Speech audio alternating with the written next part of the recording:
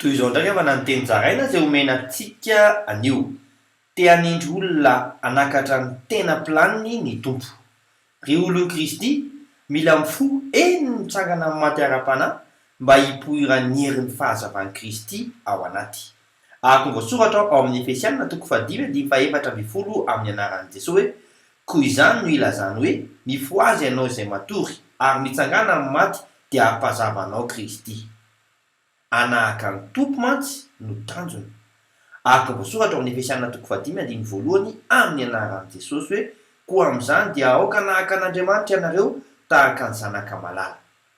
Ianao kely fa n'Andriamanitra ao tena lehibe. Sahia manitatra ny valany e. Vavaka isika. Ray eo, ampianaro hatrany aho, anakatra sy ho fitaovana ampiatra ny fahalehibiazanao. Amin'ny anaran'i Jesosy Kristy velona avy any Nazareta. Amen. Mandra-piaona tompoko.